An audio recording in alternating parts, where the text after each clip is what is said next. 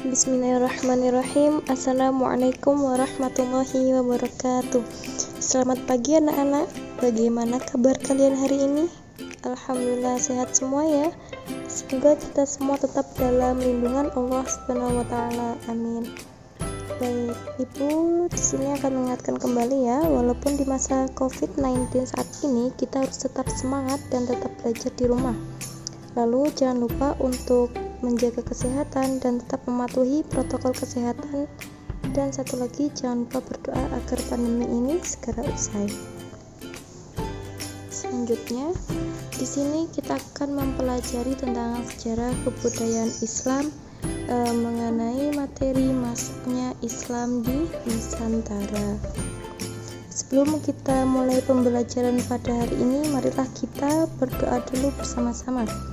Bismillahirrahmanirrahim. Raditu billahi rabba wa bil islami dina wa bi Muhammadin nabiyyan wa rasula. Rabbi zidni ilma warzuqni fahma. Amin. Selanjutnya silahkan kalian mengisi absensi di link yang sudah Ibu kirim di grup WA. Jangan lupa kalian mengisi nama, nomor absen, kelas, tanggal, dan mata pelajaran SKI ya. Oke, selanjutnya pada hari ini kita akan mempelajari tentang teori-teori masuknya Islam di Nusantara, jalur-jalur masuknya Islam di Nusantara, dan bagaimana sih cara-cara menyebarnya Islam itu di Nusantara. Ya, nanti sambil kalian menyimak materinya, silahkan kalian membuat rangkuman ataupun peta konsep mengenai materi kita hari ini, lalu difoto dan dikirimkan di grup WA ya. Jangan lupa. Oke, yang pertama kita akan mempelajari tentang teori masuknya Islam di Nusantara. Yang pertama ada teori Gujarat, teori Mekah, dan teori Persia. Nanti kita akan bahas satu per satu. Yang pertama ada teori Gujarat. Tokoh dari teori ini adalah Snokar Ronch. Jadi teori ini berpendapat bahwa agama Islam itu dibawa oleh para pedagang dari Gujarat, India sekitar abad ke-13. Lalu pendukung dari adanya teori Gujarat ini adalah ditemukannya batu nisan Sultan Malik al-Saleh, yaitu dia adalah Sultan Samudra Pasai, dan ditemukannya tulisan Marco Polo. Selanjutnya ada teori Mekah. Teori ini yaitu tokohnya adalah Buya Hamka. Pada teori ini berpendapat bahwa Islam itu dibawa oleh para pedagang Arab sekitar abad ke-7. Kemudian pendukung dari teori ini adalah adanya perkampungan Islam di Baros. Kemudian ada makam seorang perempuan bernama Fatimah binti Maimun di Gresik, dan pemakaman Islam di Troloyo Mojokerto.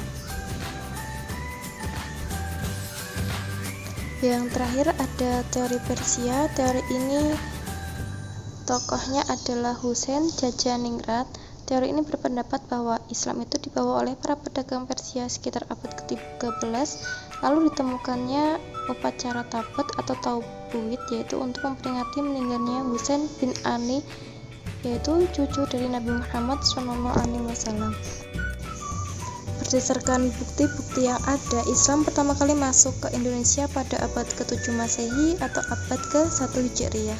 Jadi Islam itu masuk ke Indonesia melalui dua jalur, yaitu ada jalur utara dan jalur selatan.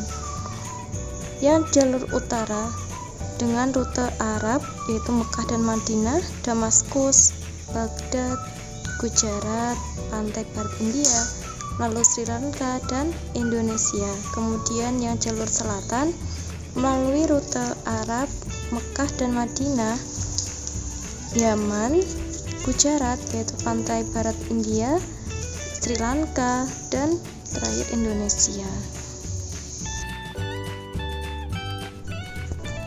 Selanjutnya, melalui cara apa aja sih penyebaran Islam itu di Indonesia? Yang pertama, melalui perdagangan, perkawinan, pendidikan, tasawuf, dan yang terakhir kesenian.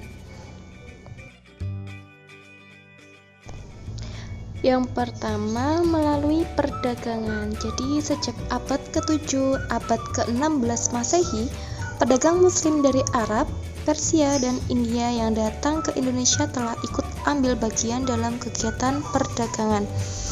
Pedagang muslim yang berdagang ke Indonesia makin lama makin banyak sehingga membentuk suatu pemukiman yang biasanya disebut sebagai pekojan. Dari pekojan inilah mereka berinteraksi dan berasimilasi dengan warga lokal sembari menyebarkan agama Islam. Yang kedua yaitu perkawinan. Dari saudagar muslim yang masuk ke Indonesia, banyak yang menikah dengan warga lokal. Jadi sebelum perkawinan berlangsung, para wanita pribumi yang belum beragama Islam diminta untuk mengucapkan syahadat sebagai tanda menerima Islam sebagai agamanya. Melalui proses interaksi seperti inilah, penduduk pribumi lambat laun mengenal nilai dan ajaran agama Islam. Yang ketiga, pendidikan. Jadi penyebaran ajaran Islam melalui sebuah pendidikan dilakukan setelah terbentuknya masyarakat muslim pribumi. Pendidikan diselenggarakan oleh guru agama, kiai, serta ulama. Jadi beliau inilah yang mendirikan madrasah dan pondok pesantren untuk mendidik generasi muda yang tertarik menjadi peran santri.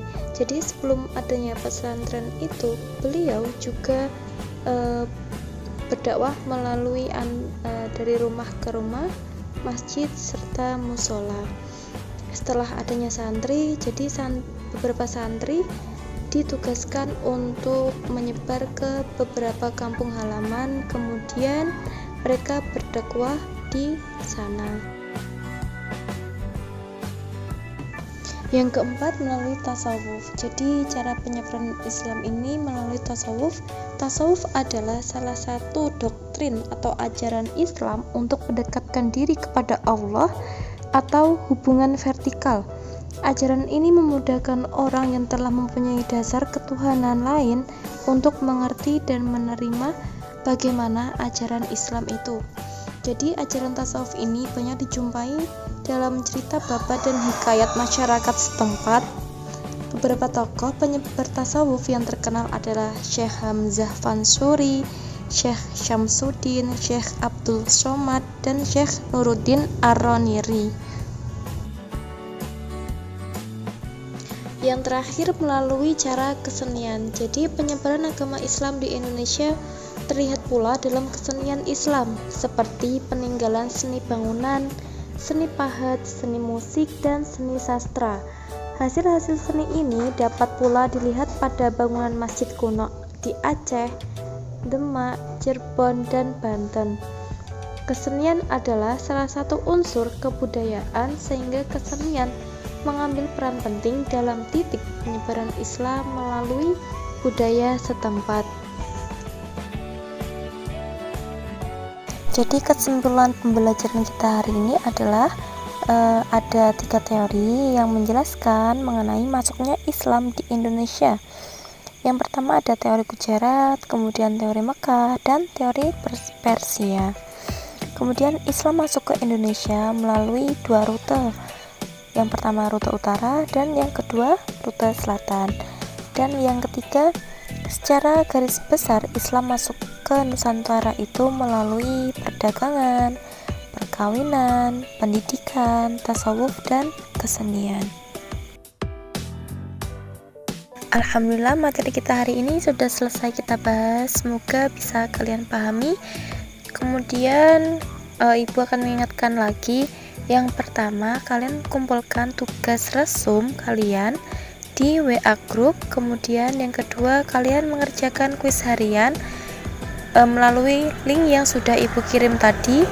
Selanjutnya, kalian mempelajari materi yang akan kita bahas di minggu depan masih tentang masuknya Islam di Nusantara, mengenai faktor mudahnya agama Islam diterima di masyarakat dan beberapa kerajaan Islam yang berkembang di Indonesia.